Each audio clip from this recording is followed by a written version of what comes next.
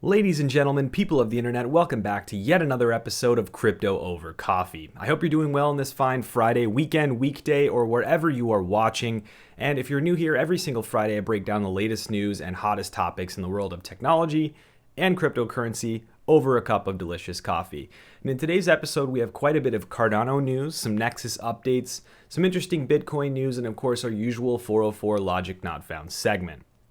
But before we get into all of that, let's kick it off with some questions from the community on YouTube and Twitter. So I'll pull those up here on the computer, but if you want one of your questions answered, leave them in the comments down below or tweet me at Hashoshi4.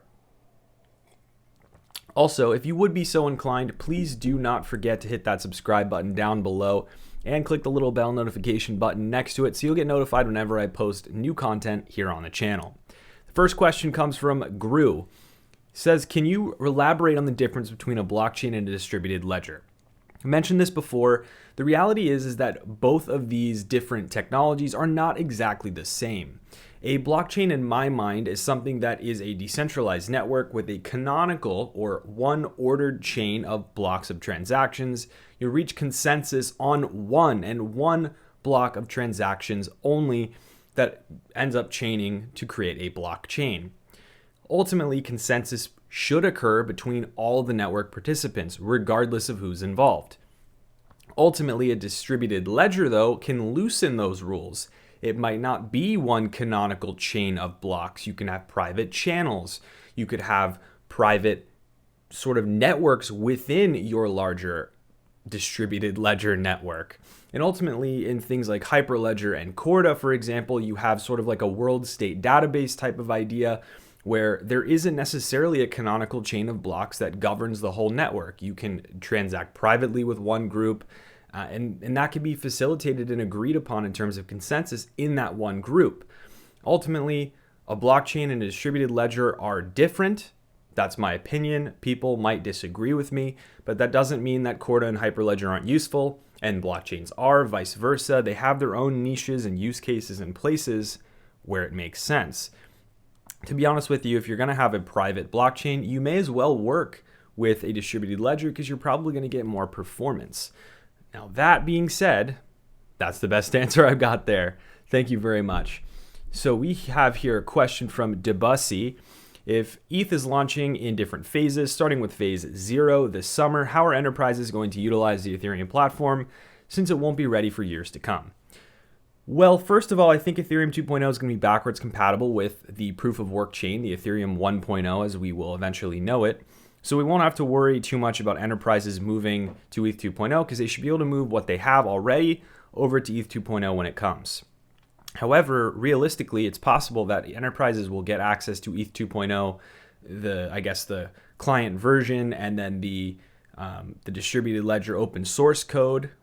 Gotcha. Blockchain open source code, and they'll be able to use that before the public will, because likely what will happen is the testnet code and eventually the testnet mainnet release candidate will end up being released to the public. You'll be able to download that, use it, and spin it up in your own private network that's basically ETH 2.0. Things like parity will often bring the features from ETH 2.0 that enterprises care about into a bundled package that they can use. So ultimately, they might get to use ETH 2.0 features beforehand, but the official public ETH 2.0, where all enterprises should be trying to go, will likely not happen until next year. Probably next year they'll be able to do it. So ultimately, yeah, I think they will not have to worry too much about utilizing it beforehand because it's going to be backwards compatible. But that is a great question. Thank you. XRP Legacy asks, cryptocurrency is one of the many applications of blockchain, which means blockchain can be implemented without cryptocurrency. Does this mean it has no value in the future? Again, I think it's not an instance where you can't have one without the other, except for you can have blockchain without cryptocurrency, but there are very few use cases in which blockchain can be used that doesn't involve some form of cryptocurrency. And that doesn't mean that it's being used as money or utility. A lot of times I still think of tokenization use cases, NFTs, or tokens to represent digital assets or assets in the real world. those are still cryptocurrencies by definition. But again, the word currency is what trips people up, I think. So I think blockchain has its value in terms of it being a system of record, being a great way to audit and reconcile data, being able to facilitate information exchange between parties that don't want to share a database with an admin account. There are some ways that it can be used beyond the currency examples and the tokenization examples that I think are quite valuable. So that being said, blockchain does have value, as does cryptocurrency. Both are great. So thanks very much for your question. Now we've got a question here from Liam T. What are some major hurdles that you see Cardano running into after Shelley and Goguen? Okay, so for those who don't know what Shelley and Goguen are, it's basically development sprints or milestones within the Cardano ecosystem. Shelley brings proof of stake, staking and incentives. Goguen is going to bring smart contracts, virtual machine, that sort of thing. After they do this, what they really need to do in the Cardano ecosystem is bring on developers, build out developer tools, make the user experience great, and bring on users. That will happen by creating dApps. The way you create dApps and you get people to create dApps is you create good tools, good documentation, and you create good user experience material to work with. In the Ethereum ecosystem, look at Truffle, look at the Web3 API. Look at all these different tools that have been developed to make it easy for developers to build dApps and accelerate their development of dApps. That's what they need to do. So they need to put resources into doing that. The mobile wallets are a great step, like Yoroi is great, but I think really it's going to be bringing users on to create value, and then they can start worrying about on-chain governance, and then they can start worrying about scaling and decentralizing further. I think that's going to have to happen first. Thank you for your question. Hans Illich asks, people say dApps are the future, but could we come to consensus for the following two questions? dApps should not be able to be shut down by a third party. Yeah, precisely. That's a huge thing with DeFi these days. Smart contract developers for DeFi are actually doing what they've been told to do. They're doing what they're supposed to do, and that's to make dApps and these contracts for DeFi pausable, meaning if you have the deploy key or the admin key, you can shut down the contract in some cases where it's being exploited, where there's a vulnerability, where there's an error, where there's an issue, or you're being hacked, right? That's what it's there for. And if you look at documentation, a lot of contracts are pausable. Now, this means that it is really not a decentralized bit of logic, though, because it can be paused, it can be shut down, it can be manipulated by a third party. The solution, though, is not to just say, okay, well, we're not going to make these pausable, because then if you have millions of dollars locked away in these contracts, you're in deep trouble if something happens and you can't stop it. So ultimately, we're going to have to figure out a way to get in between that and reduce the friction and also make it less centralized in that regard. See, it's a spectrum. It's not ever going to be perfect. So if we're looking for perfect decentralization, we'll always go hungry in that regard. Digital apps or digital assets should both preserve the value for 10 years or more, and they should still run after 10 years or more. I agree with you. dApps should have longevity, but the reality is we're not even close to the point where dApps could last for 10 years. Ethereum is only 5 years old, maybe a little bit more. dApps were only really functional on Ethereum for maybe 3.5 of those 5 years and usable. And so we're not even close to 10 years of dApps being feasible. It's going to take another 5 to 10 years for us to get to the point where dApps can be built that last 10 years. We're probably 20 years away, let's say 15 years away from the point where we will have a dApp that is run for 10 years without issue. Without issue, I say loosely, because there will always be issues with software. That's the way it goes. But things are changing too fast, too much for dApps to last that long now. But I agree with you. This is what needs to happen. Thank you, Hans. Simon Plummer says and asks, why is Ethereum struggling to develop and roll out proof of stake when other coins have this tech and have 5,000 plus transactions per second? Why haven't these coins with 5,000 transactions per second not gotten more users and higher price for their token? Again, great question. I think the reason for that is as follows. One, Ethereum did it first. Yes, the first mover advantage is real. Ethereum did an amazing job of creating an ecosystem where they had a lot of users, a lot of developer mindshare, and a lot of dApps. That's the real facts there. But the reality is, ultimately, Ethereum is struggling so much because it's a lot harder to build a brand new network to replace something that already exists because it has to be backwards compatible with all the dApps that exist now. It has to work for the developers in the way that developers that already build on Ethereum are thinking. Enterprises that use Ethereum, it needs to work properly. It needs to be backwards compatible. It also needs to be secure. It needs to be decentralized. It needs to be super fast. These are all things that are not easy to balance. And so just like everyone else, Ethereum is trying to solve this really complicated problem that's both code, that's both math, that's both theory, that's psychology. All of this stuff goes into it. And the reason why other projects have been able to implement it is because they've gotten to look at Ethereum and the mistakes that were made building Ethereum and improve upon them from the very beginning with a clean slate. I can't overestimate or emphasize the fact that it's really, really hard to build something that's a drastic architectural improvement, almost a whole new version, but also backwards compatible. So I think the challenge was there, and they had to go back to the drawing board after their first spec because it wasn't good enough.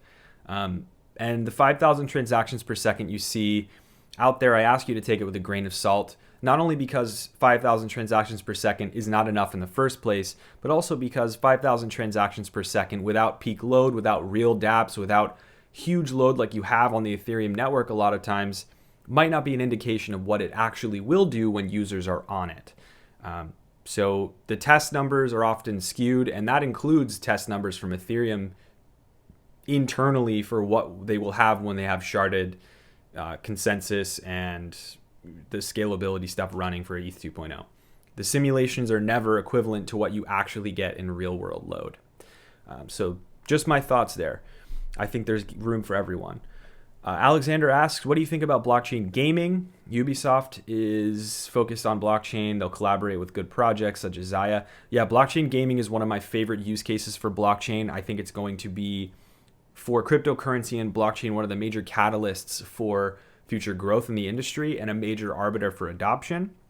I think there are a ton of great projects, and gaming is really what brought dApps into the mainstream. If you remember, CryptoKitties created ERC 721, ERC 20s, a lot of times really kind of started with tokenization, but they also had some application in gaming in terms of gambling.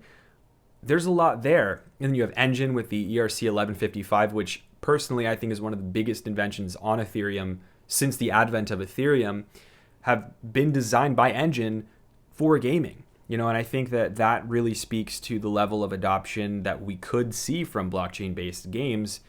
So I'm really excited to see what happens there. And there are so many projects. Actually, if you have a gaming project that you like, let me know in the comments below because I want to check more of them out. It's really hard to remember all the names off the cuff when I'm answering questions here. So please let me know in the comments what you like.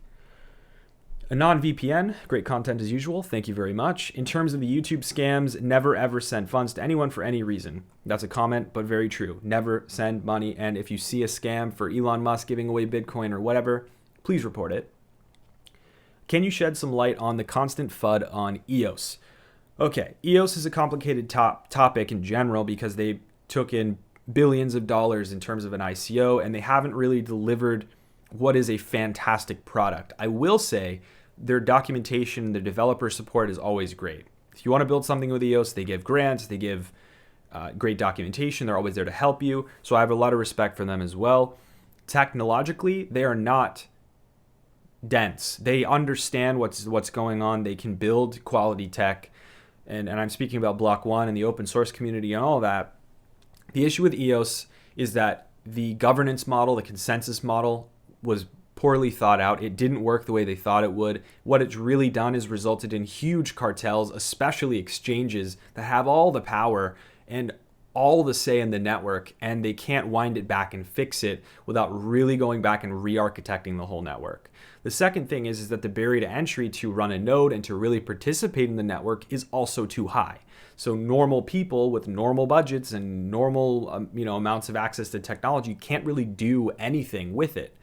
And I will say, having done a little tinkering with EOS, not a lot, so really take it with a grain of salt, but I think you can hear this from a lot of people. Sometimes it's tricky to get to use the tools and to use the EOS mainnet for what you want it to do as a developer. Again, I don't have a lot of experience here. I hear this from other folks. I heard it from the BC Vault guys when they were trying to implement EOS, full implementation for the BC Vault. And so they need to improve on that as well. EOS is not dead, but I think the criticisms are not FUD. They're actually legitimate criticisms of EOS. But I will say, if anyone says EOS can't recover from this, that is FUD, because EOS still has plenty of time. This industry is still so young, and I hate when people say, okay, well, this project is done. They can't recover from this, because they can. So EOS, could it be FUD? Yeah, if they're saying it's dead, but otherwise I think probably legitimate criticisms that Block One and the team behind EOS can use to improve the protocol, re-architect it, redeploy, re-release, migrate people over. It's worth a shot. So with that, guys, I think that covers the questions. Let's move on to the news. Now, right off the bat, I want to share some really big news in the cybersecurity world, because as you know, I'm a big fan of the YubiKey hardware keys for two-factor authentication and login. And in my mind, it's the easiest and cheapest way to up your security game online. It's an essential tool to have in 2020. I can't recommend them enough. But recently, Google just announced that they'll be enhancing mobile security on iOS and iPadOS with YubiKey support via NFC and Lightning. So this means that the YubiKey 5 CI, the YubiKey 5 NFC, and the YubiKey NFC, or the 5 NFC, will all be supported to securely authenticate Gmail, YouTube, Google services, Google Advanced Protection, all sorts of things directly on iPhone and iPad. So this means that the tools, the security keys, are much easier to use. You don't need a desktop to use them for everything now. And it's huge news. It's huge news. So if you want to pick up a YubiKey, you have an iOS device or an Android device, because they already work on Android, please do check out the link down in the description below, because I think they're worth every single penny. You get that peace of mind that you have hardware-backed security instead of SMS 2FA. You have hardware-backed security instead of having to rely on an app that you could lose when you migrate your phone. It's such a powerful, powerful device, and in my mind, I can't recommend it enough to you. No pressure whatsoever, but eventually, well worth it to up your security game. In other news, Bitcoin has been pretty uneventful this week price-wise, but there is one big piece of analysis that I think is pretty valuable in forecasting the future. Now, if you recall, in a prior Crypto Over Coffee, we talked about Bitcoin's hash rate and the resetting of the network as miners adjust post-halving, which has resulted in significant mining difficulty decrease and hash rate decrease. In that video, I mentioned that we should also look for an increase in Bitcoin difficulty from here as things settle out and things adjust. Now, this week we saw the single largest Bitcoin difficulty increase since January 2018, with nearly 15% increase in one go.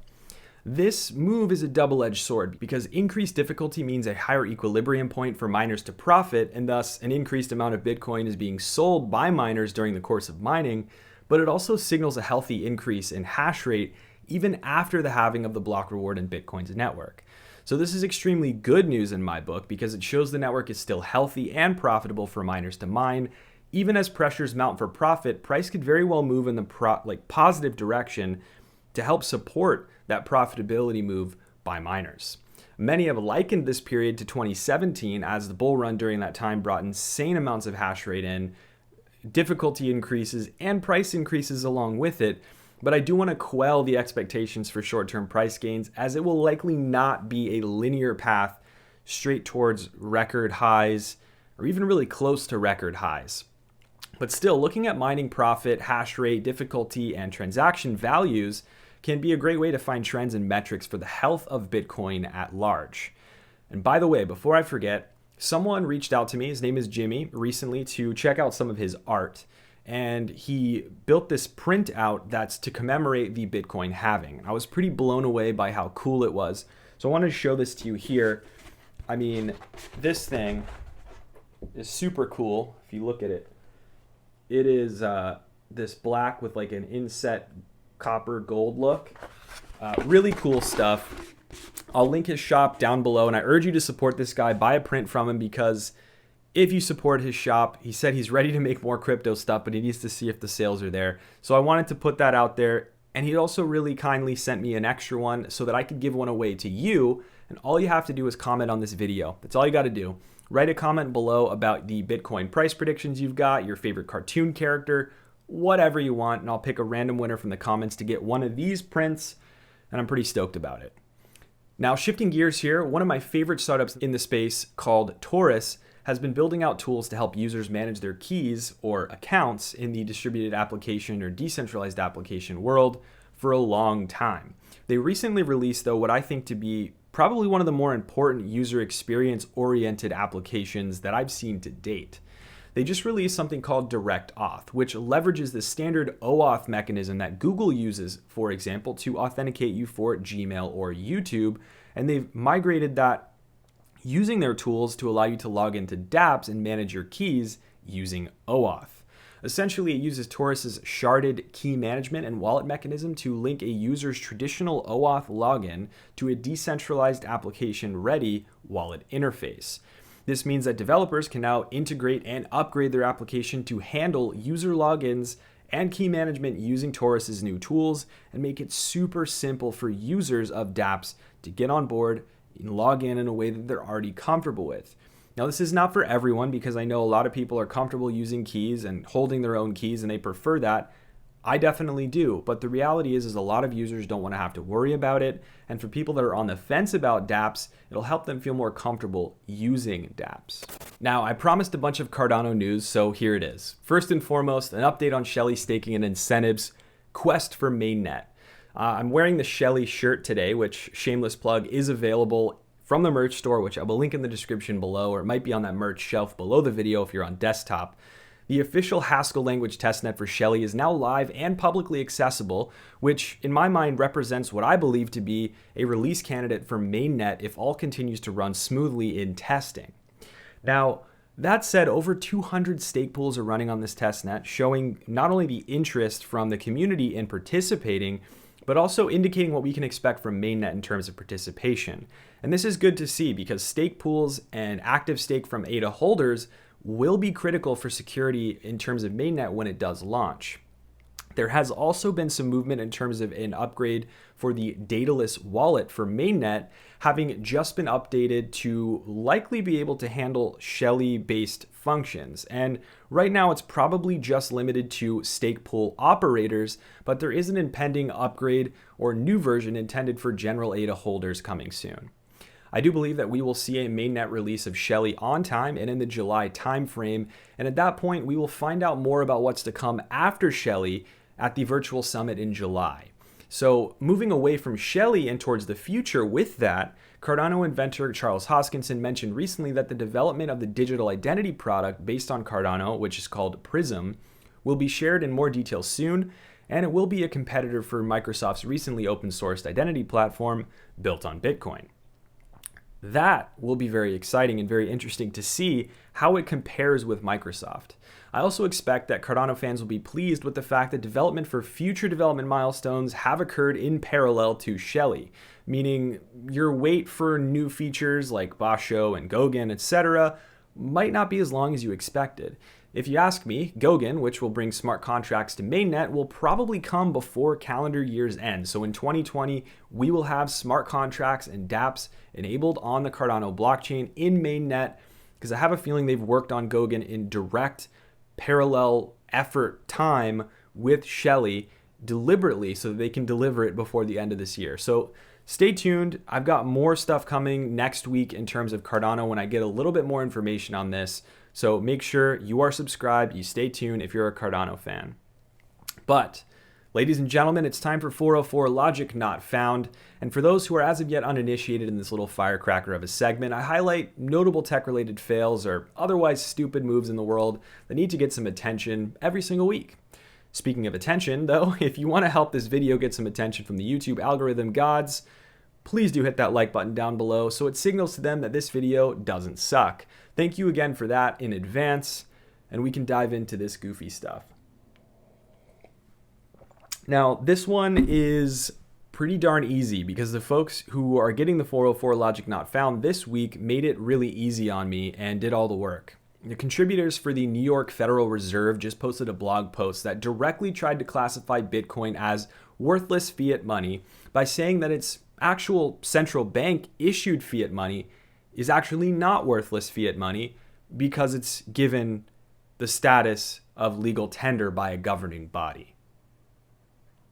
If you're confused, I'm also confused. It makes no sense. It's totally backwards. The funniest part about this whole thing is that their definition of fiat money seems to deviate from the actual definition of fiat money. And I quote, they say fiat money is intrinsically worthless objects that have value based on the belief that they will be accepted in exchange for valued goods and services. Reality just called, and it wants me to let you know that this is not the widely accepted definition of fiat currency. A couple major points jumped out at me. By definition, a fiat currency is supposedly issued by a central governing body and has no intrinsic value derived from a backing commodity. Rather, the value is sort of given or transcribed or ascribed by that governing body. That in and of itself is overgeneralized, but you get the idea. Bitcoin doesn't fit either of these definitions, not even the backwards one from the blog post. Bitcoin is first, not issued by a central organization or a government. Bitcoin is backed by the cost and effort expended by miners to operate the network. And Bitcoin isn't really valued because of its acceptance for goods and services because, quite frankly, very few goods and services accept Bitcoin anyway. And it's still thousands of US dollars per Bitcoin. It's a sound asset, and it's a commodity by everyone else's definition. Overall, this is yet another clear, biased attempt to twist the definitions and classifications of assets and currencies to persist the narrative that central bank issued fiat currencies are the only thing in the world that has any value, or at least just to make fiat currencies that are issued by a central bank sound better and sound more sound than they really are. I can't believe that this was allowed to be published, to be quite honest with you, given the farcical arguments that are inside it. But it's a free country, and I am proud of them for standing up for what they believe. However, I would urge them probably to do a little more research, or at least try and hide the bias a little bit more the next time they post. So 404, logic not found. Moving on, I did want to talk to you about another pretty cool option for daily use and carry of cryptocurrency. And by no means is this a place that I would store everything you have, but it's still a really cool thing to carry around nonetheless, and I've really been enjoying it lately. The folks over at Tangem have delivered these awesome crypto cards that are embedded with a unique microchip that's able to process and execute signing functions and store private keys for multiple blockchains directly to chain. So they don't have to have a middleware, a bunch of middle services between private key, your phone, and the blockchain itself. In fact, the chips on here are actually what generates the private key, and as such, the private key is never exposed during manufacturing, shipment, or any time thereafter. It also can't be modified after the fact. So once you get this card, it's settled. The only way you can communicate with these cards is through NFC using the companion mobile apps on your phone for iOS and Android.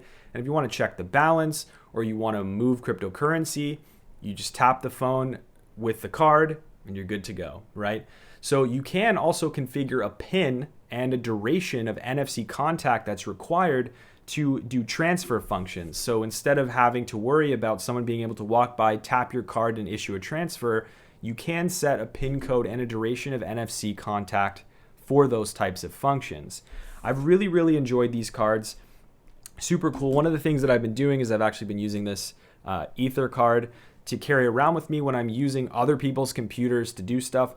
I can transfer Ether from this using my phone over to MetaMask on their computer, and I don't have to carry around my seed phrase, which is obviously just not secure at all. This is just a great walking around way to carry with hardware level security Bitcoin, Ether, etc. They have a bunch of different cards here. They have BTC, Ether, XRP, XLM, Bitcoin Cash, Cardano. They have a bunch of stuff, and so really cool. I'll leave a link down in the description below. It's not an affiliate link. I don't get anything in return for this. I'm just mentioning it because these are really cool. They also do have developer cards that you can use to preload with keys. You can add logic to make the cards do different things. Those are different than these crypto cards that are kind of locked in with a private key. But really cool stuff. I'm going to try and tinker with it, even though I'm by no means a mobile developer. I don't have a lot of iOS or Android skills. I'm still going to try it out, and I'm still going to try and build something cool, and I'll let you know how that goes. Oh, and I did want to mention before we sign off today, for fans of Nexus, the innovative cryptocurrency project that I featured on the channel a while back, I saw that there's a new mobile wallet in the works for the protocol that's going to finally bring a really nicely designed user interface in front of features like staking, creating wallets, transfers, and dealing with all the stuff related to Nexus. I feel that whenever a really complicated protocol project comes into the mix, a lot of times what gets lost is that the user interface part, the idea that people want to interact with something beautiful and something easy to use, is often forgotten about. And so I think ultimately Nexus, taking the time, investing the resources in creating really good user experience, I looked at this wallet, it looks great, is really smart because it will bring people on board that don't know about Nexus. They'll have a good first experience and it'll keep people using it. I think this project has a lot of promising features, and adding to the UX for the end user is a great strategy. Now guys, if you want to keep the party going, I will link up the altcoin picks #3 video that I just released this past week. I'm pretty stoked about it. If you want to watch that, please do click this button here on the screen. I'll link it up here. But regardless, thank you so much for watching. Have a fantastic rest of your weekend. And of course, cheers.